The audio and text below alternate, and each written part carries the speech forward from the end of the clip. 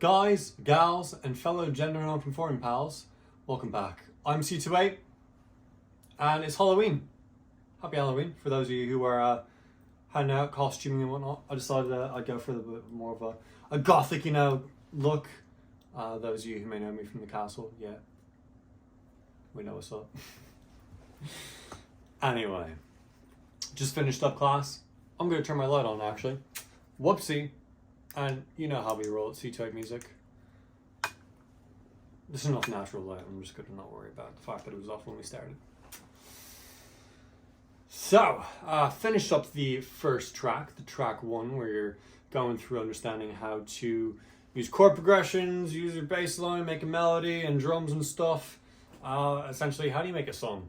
That's what track 1 is. So, that's finished. I said originally that I wouldn't show you the song, but then I thought about it and I was like, you know what, it's good enough, I'll just show it to you. So I'll mute it on my end so that way it doesn't bleed through, but I'll send the original audio through and then you can see like the image of the stuff. So boom, there, tiny little screen there is the thing, and then the song sounds like this. Whoopsie, that didn't work. It's loading. It's taking its time loading. As you can see, it's still stuck there, not moving, not doing anything much. So now we'll play that.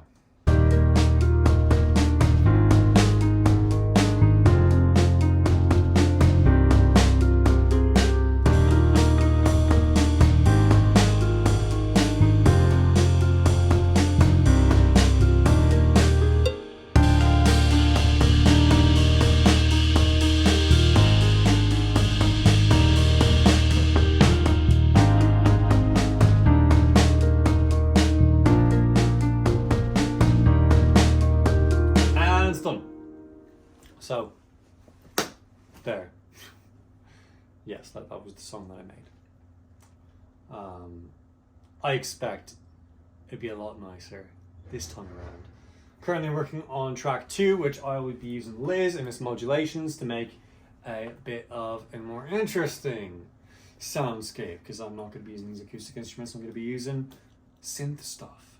I might even synthesize my drums, but at a bare minimum, every single non-percussive sound will be synthesized on the matriarch, and I might see how much I can get Miss Modulations to help out with the synthesis.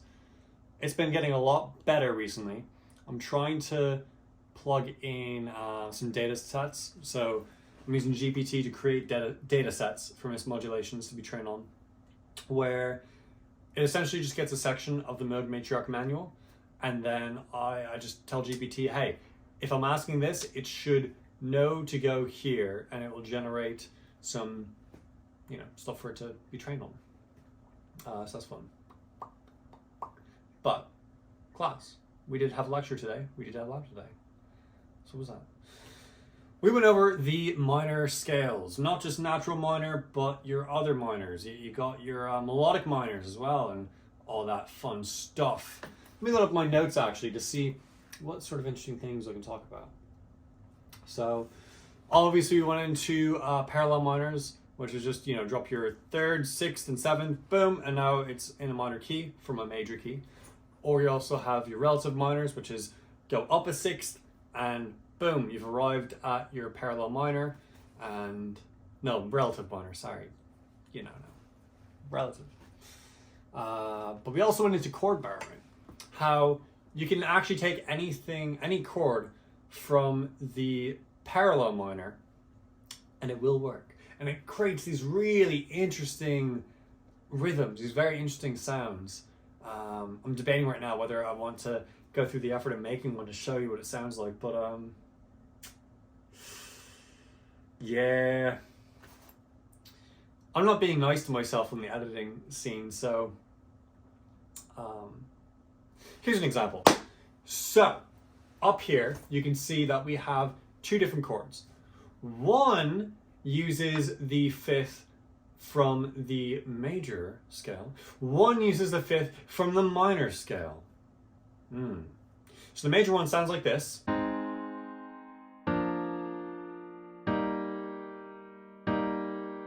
And the minor one sounds like this.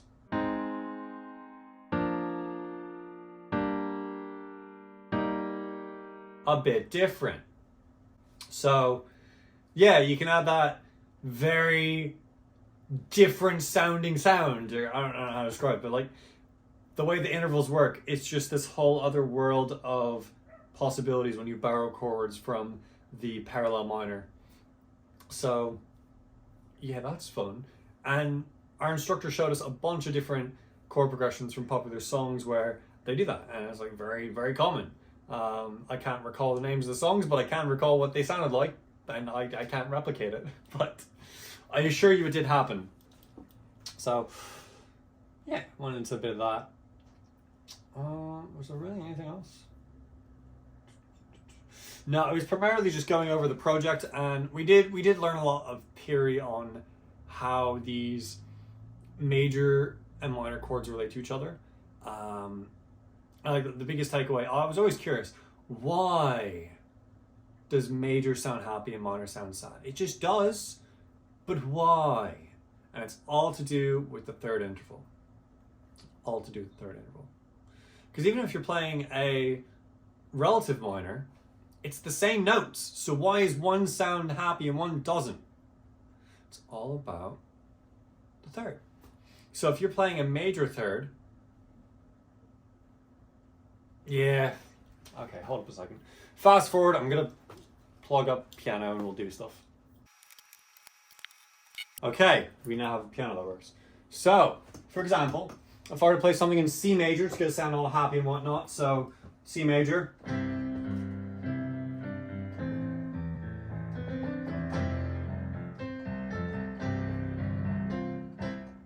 Why is my sustain pedal not working? My sustain pedal is being a nuisance, so that sounded awful. But as opposed to the parallel minor, the relative minor rather, which is A minor, which will sound all sad and that stuff.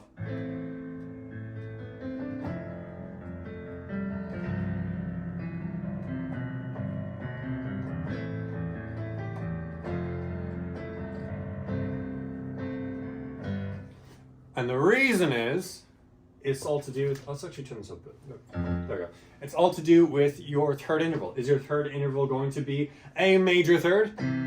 Or is it going to be a minor third? And to make it more obvious, we'll do the minor third from C. So C's major third, C's minor third. And that's the main thing that's going to make it sound happy or sad.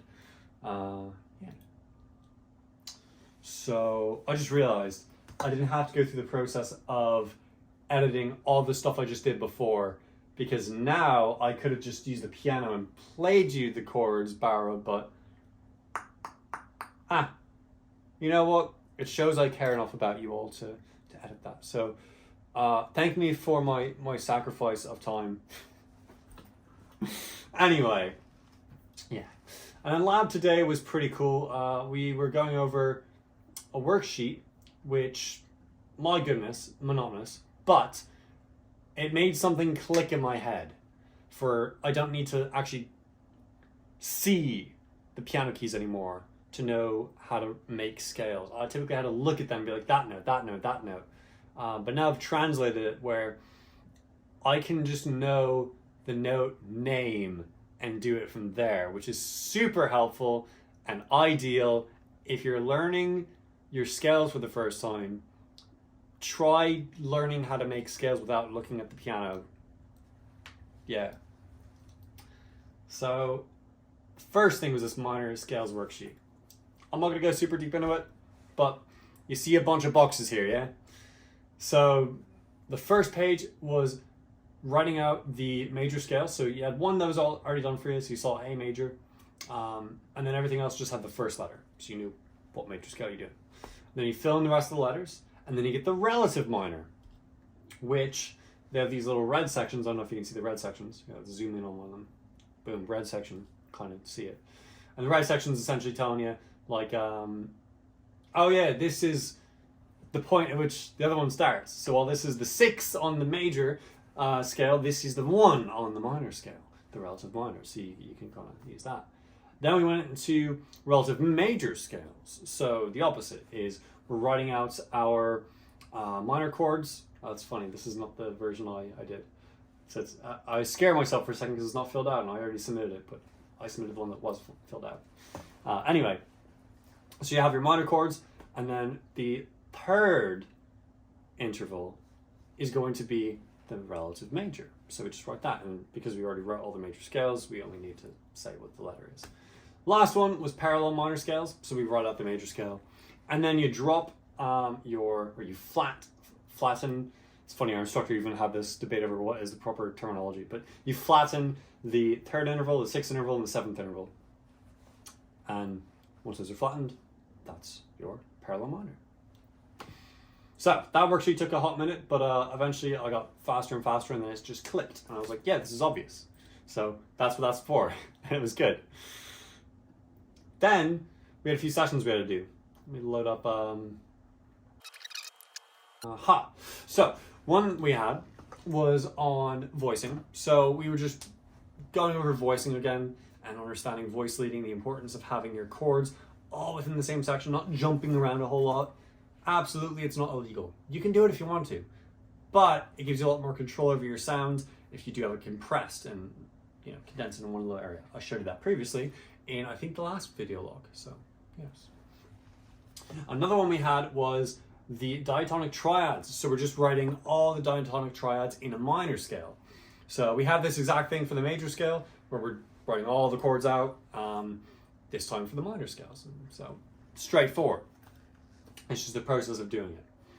The other two ones we had were minor key chord progressions. We were basically preparing for the second track, that assignment where we're making a minor scale song, all with electronic synthesized stuff. And we had to drag the minor scale intervals from we had different scales we could choose from. So whether it was D minor, E flat minor, B minor, whatever it is, you would grab, what is the name? The numbered intervals, your 1 chord, 2 chord, 3 chord, 4 chord, of course I'll say minor, major, whatever. So we got those chords and just drag them in to make a chord progression, and then chord progressions. So we're making chord progressions. It's in the name. And the last one was borrowing chords, which I showed you before, how that works. You can borrow chords from a thing to make it sound more interesting, and it works. Almost all of them work. Literally almost all 7 chords will work. So that's fun. Only the diatonic chords, though, as far as I know. There might be some music nerd on here watching saying, no, C2, you're stupid, you can also do augmented, but I don't know. But as far as we were taught, it is the diatonic chords for the major scales and minor scales. Diatonic just meaning it is comprised of only the notes that are actually in that scale or key. There are different words with different meanings, but that's basically it. So yeah, that's that. This class is very useful for training myself to naturally understand these things about music theory. Unfortunately, it's my last music theory class I'm going to have as a recording arts student. I'm sad. I love music, but my passion is really audio. Making things sound good. Synthesis. You don't see too many music students having one of these. Nah, they got MIDI keyboards. They are all, so just give them. But anyway, I am an audio nerd. So, it's very nice for that. This class is definitely burning into my mind how these things work, which is great. That's hopefully the goal, is to have these things burn into your mind where you understand them really well. Yeah. Any side projects? I'm still working on mixing stuff in Lost Melodies and Love Timbers Volume 2. So that is coming along pretty well. I've been able to touch on Celestial Waltz a little bit more, clean up some stuff in it. Right now, so far, I'm noticing that the low mid frequencies are very muddied, and I need to clean that up a bit. So I'll just do some EQing to chop off ends where I don't need them. Maybe condense my bandpass filters a little bit more, push that in higher. So yeah, that's about it. Still working on that one. Yeah. I did have a project idea. I'm not sure about, but I think it'd be interesting. So some of you may be familiar with the C2A curated playlist that I have on Spotify and Apple Music, primarily Apple Music. So if you go to my user profile, not my artist profile, but my user profile, is my artist profile on Spotify though, you'll see my curated playlists where I have different things for everything from, say, just songs that I like to songs about the future of humanity, and just keeps going. Well, one of them I'm making are the major and minor arcana tarot decks. For those of you not familiar with tarot cards, don't worry, it is technically witchy stuff, but hear me out.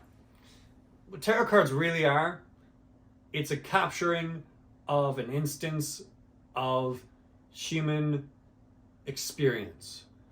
Pretty much all the tarot cards go over the vastness of human experience, everything you could really experience, not everything in detail, but generally. And think of them as meditation. So surely there are metaphysical aspects to them where there's a calling or whatever, but you can think of it as really just a sense of meditation. Randomized cards focus on these things in life. Not bad, give you some direction. Completely randomly generated, but direction.